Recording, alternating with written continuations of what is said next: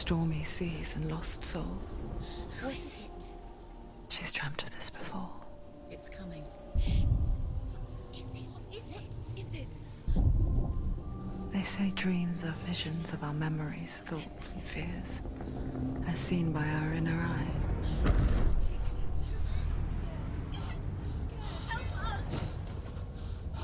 But what if each one of us is always dreaming, even when awake?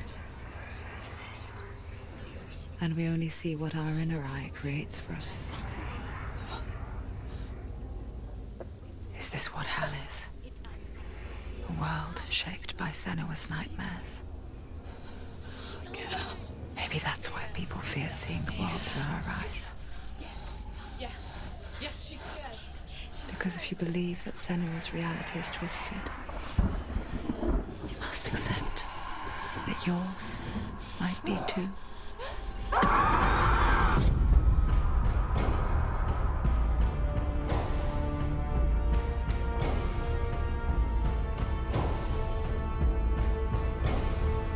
Hellblade: Senua's Sacrifice is a video game about Senua, a Celtic warrior on a vision quest into Viking territory.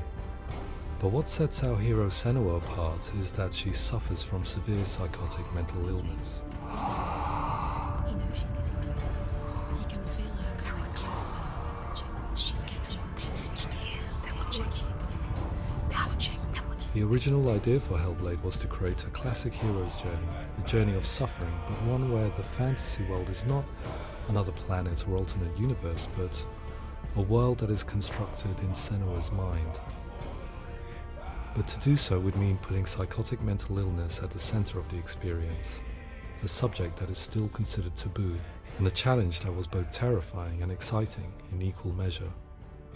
In Hellblade, the starting point was a newly discovered Celtic goddess called Senuna in Ashwell, Hertfordshire. When first discovered, her name was thought to be Senua, a name which I liked and kept. I wondered if Senua might have been a Celtic warrior like Boudica who stood up to the Romans. While the Romans had conquered all of Europe, there was a group of Celts up in the furthest reaches of the Roman Empire that could not be conquered, the Picts. And so the Romans built a wall, called Hadrian's Wall, that spans across Britain from sea to sea to keep the Pictish barbarians at bay. The Picts were known for their war paint, painted on with woad, and their matted hair clumped with lime. And so Senua would be a barbarian Pict in this image. What's your name? Senua. I haven't seen you before. I don't live home much. Oh, Zeno's daughter. I have to go. Wait. Orkney is off the coast of Scotland and was inhabited by the Picts, steeped in history and mystery, and so I made Orkney Senua's home and set the stage for a crisis. In the late 8th century, the first Vikings landed on the Orkney Islands. The population of the Picts crashed thereafter, replaced by the Norsemen of the 9th century. Were they wiped out? We don't know for sure, but it would seem likely given the reputation of the Vikings. The Northmen's brutality is legendary. High-ranking leaders and chieftains of the tribes they conquered were often offered as sacrifice to their gods. The most brutal of these sacrifices was known as the Blood Eagle. I imagine Senua as a young female warrior who returns home from exile to find her partner, Dillion, brutally sacrificed to a Norse god by these hellish warriors from a faraway land. I imagine the horror of this moment and how it would have dragged her deep into mental torment.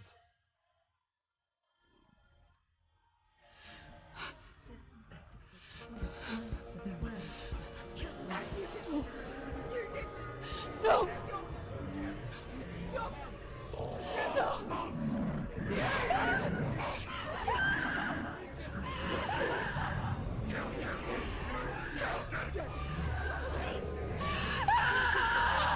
I came to learn that the Celts had a sophisticated and nuanced perspective on the nature of mental disorder. One term they used was Gelt. A Gelt is a man or woman who has been driven mad by a curse, battle trauma, or grief. The Gelt would take to a life in the woods in search of penance, punishment, and purgation. And so Senua became a Gelt, cursed by darkness, looking for redemption in the wilds. Another word the Celts used in reference to mental disorders was druth, meaning fool, or Liar. one who utters the words of God. They tell of the mad sinner who flees battle into exile and takes on a beastly nature, growing feathers on his body.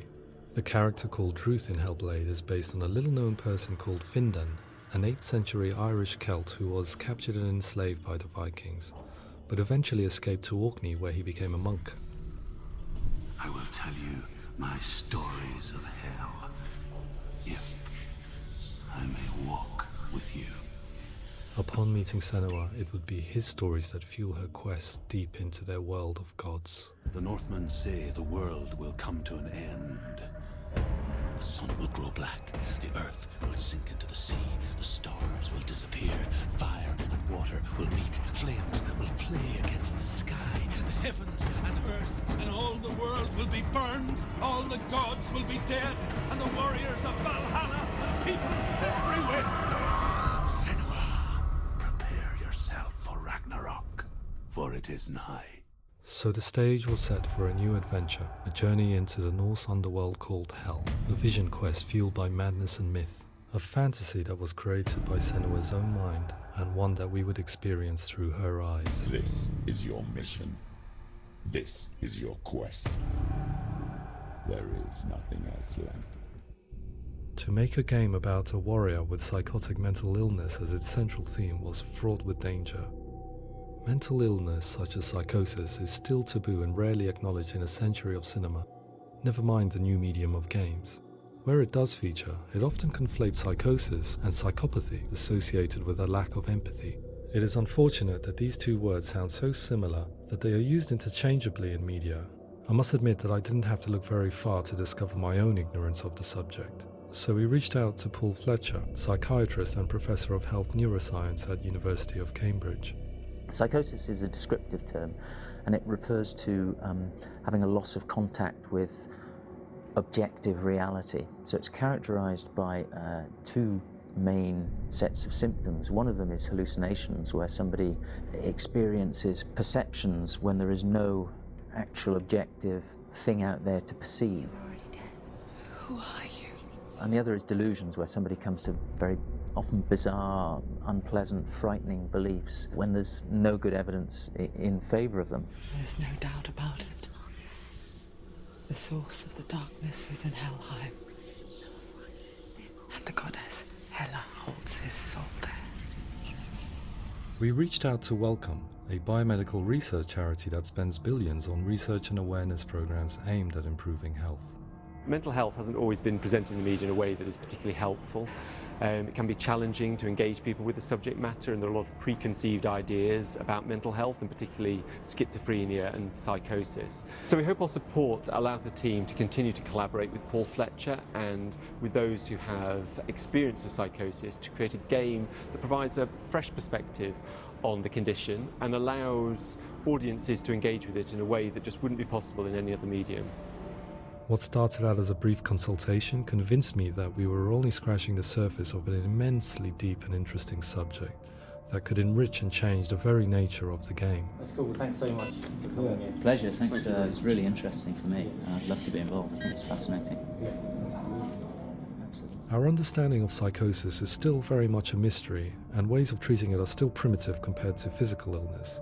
After all, it is easy to see the pain and suffering caused by physical diseases or physical trauma. It is not so easy to see the mental suffering and trauma of severe mental illness. But what if we could find a way to see it? Games are capable of drawing you in for hours on end, playing the role of a character who is different from you, experiencing their perspective, and actively involving you in a world that functions with a different set of rules. That voice is not a common voice. That voice calls you to your death. It's an evil voice. If we were to represent Senua's psychosis, we would have to simulate voice hearing, a common attribute. But how can we simulate something we have no first-hand experience of? Professor Charles Fernyhough, a leading expert in voice hearing from Durham University, offered his help. Hearing voices is an experience that is usually associated with severe mental illness, and crucially we know that hearing voices is a part of ordinary life for many people who don't meet the criteria for mental illness. Yeah. Oh, that's not him in real life. We know voices vary according to where they appear in space. Voices can appear far away in the distance, they can appear right there in your ear, they can seem to be coming from inside your head. Based on the information Professor Fernie Ho provided, I put together a sound brief and invited some actors to the studio. We recorded the actors using a binaural microphone, which records the 3D spatial position of sound, replicating the way sound is heard by human ears. It gives you an incredible sense that the person you are listening to is right there beside you. Can't see how she's going.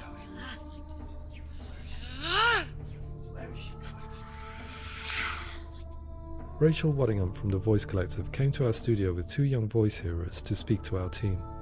We talked at length about their experiences and they listened to our tests, giving us feedback on how we could improve on it. Everyone hates her. She's cursed. It's very hard to represent what this experience is like, partly because it's such a personal, intense, emotional experience. It's testament to how Ninja Theory have been listening to what the researchers are saying, but also, crucially, listening to the experts by experience. What they've come up with is so compelling. It's by far the best representation I've heard of what these experiences are like.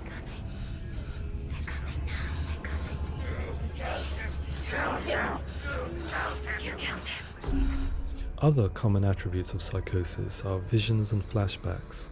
We met with Recovery College East, who work with and care for people recovering from severe mental disorders.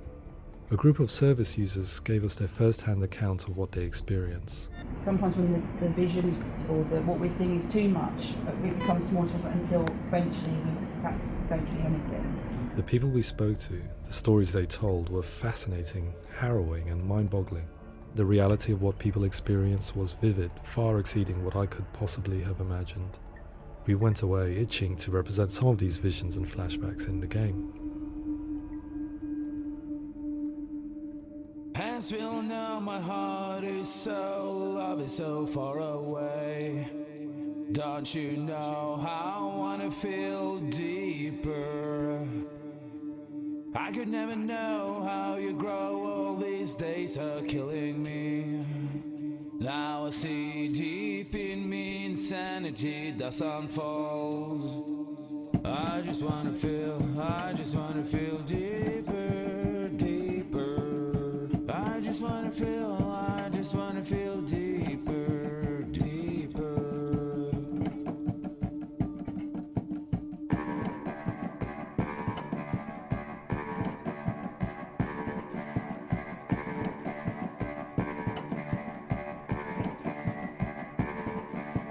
As we all know, my heart is so, love is so far away. Don't you know how I wanna feel deeper?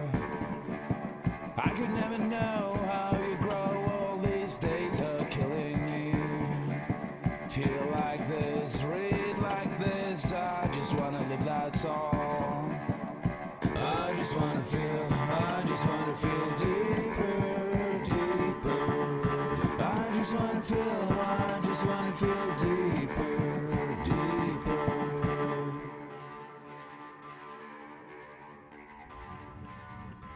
To refine our work, we continue to hold meetings with Recovery College East over the course of a year and a half, showing them what we had achieved so far and refining the in-game representations based on their feedback. With their help, flashbacks, visions and changes in perception were woven into the story and gameplay of Senua. The students that are involved in this project are incredibly excited about being involved. They have described the experience as being important because it values their lived experience and shows that despite what we have been through, all of that experience becomes valid, that actually it's something that we should all be talking about. The experiences described range from beautiful to frightening beyond comprehension.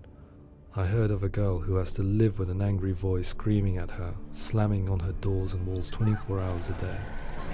I met someone who would often see hanging corpses in a room, so real that she would sometimes try to rescue them.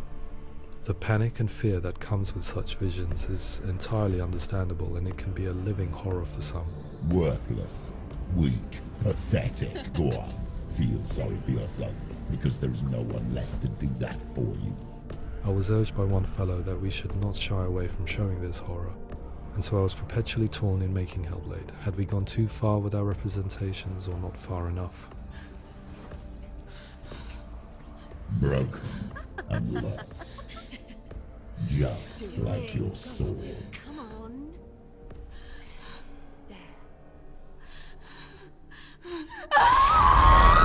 In some ways, voice hearing and visions were the low-hanging fruit, so to speak.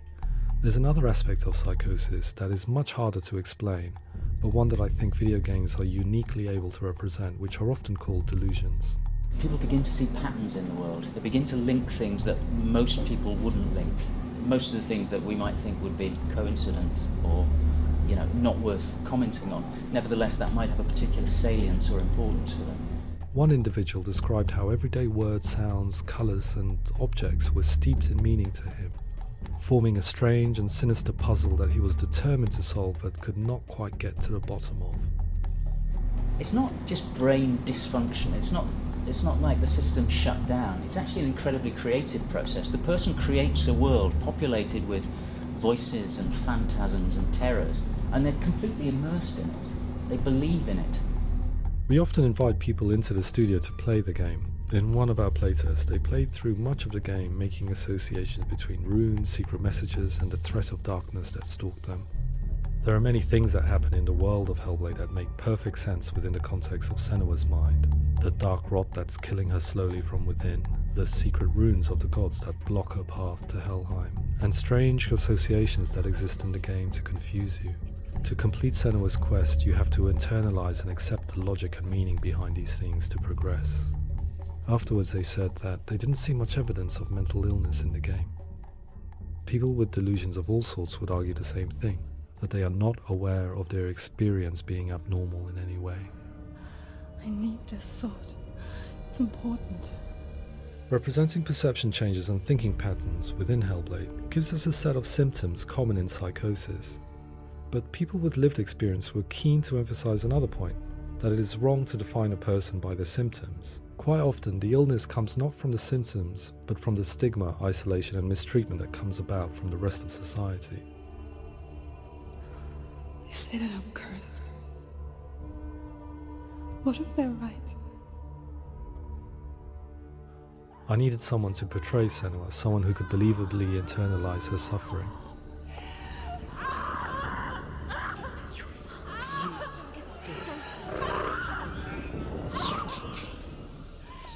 Melina Jurgens, our video editor, had been a stand-in for Senua over a few months while we perfected our motion capture techniques. Without realizing it, she had already auditioned for the role, and I knew her well enough to know that I didn't have to teach her to act, but to relive her own internal pain. As often is the case, those who have suffered mental anguish are never far from us.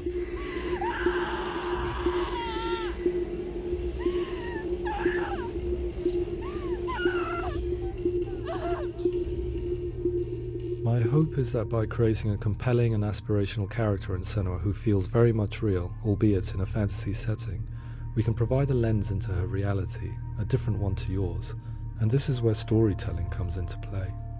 I imagined her life based on common threads in real people's lives. She was always prone to psychosis as a child. Her mother Galina also heard voices and had visions, so perhaps there was a genetic aspect. Or perhaps it was cultural, as she lived within a world without science, of gods and a superstition, as exemplified by her druid father Zimbal.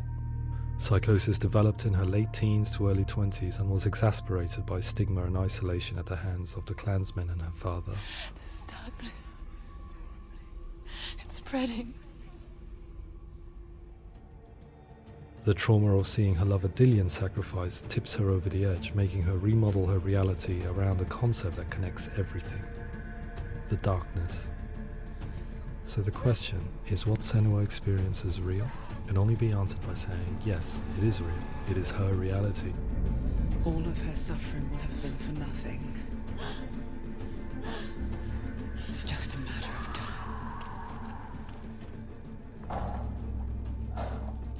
Towards the end of the project, service users and professionals that had collaborated with us were invited to see the near-final game.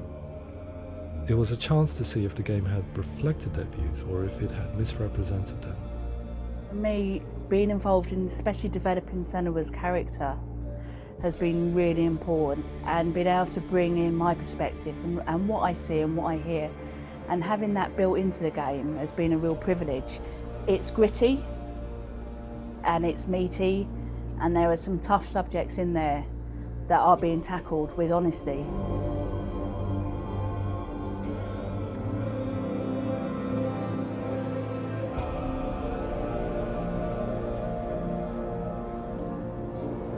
I was blown away by it today, absolutely blown away. It was just fantastic to get the opportunity to use our lived experience in a very creative way. There's nothing tokenistic about the work we've put in. It feels like we've been listened to, things have been taken on board, and I think there was a lot of realism in the game itself, and it feels very authentic.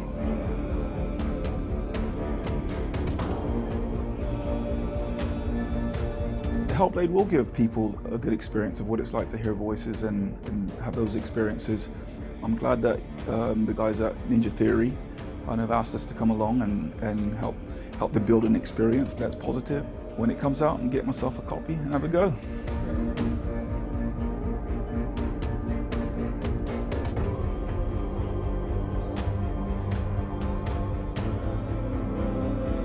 I think all the way through I was really inspired by how the conversations have translated into the game in a way that I think I didn't imagine was possible. So wonderful, really wonderful.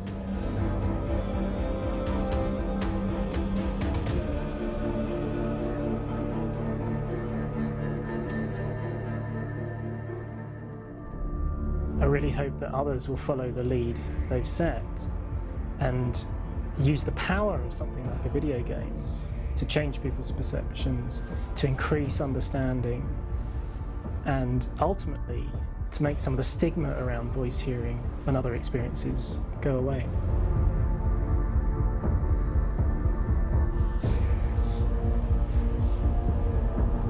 For me, it was really exciting to see something that I explore scientifically being represented so beautifully in a character who's trying to penetrate the mysteries of the environment in which they've been placed, with all of this strange uncertainty and noise and conflicting information that they're getting.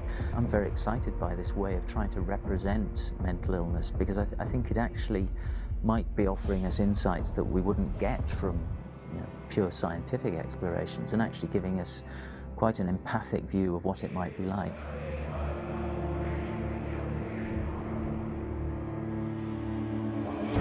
Mental illness has been with us for as long as we have been on this planet, but why? Why hasn't evolution stamped out this weakness from within our gene pool? I often pondered this question until I realized that the question had an inbuilt flaw. It assumes that being and thinking differently is a weakness. The only reason we have computers, spacecraft, medicine, poetry, art, and yes, even video games is because individuals are able to simulate new abstract realities in their minds and share them with the rest of us. We need people to be willing to see differently in order for us to progress and survive as society. And we need to be open to these new ways of seeing. And it is this spirit that motivated me to create Senua's story and share it with you.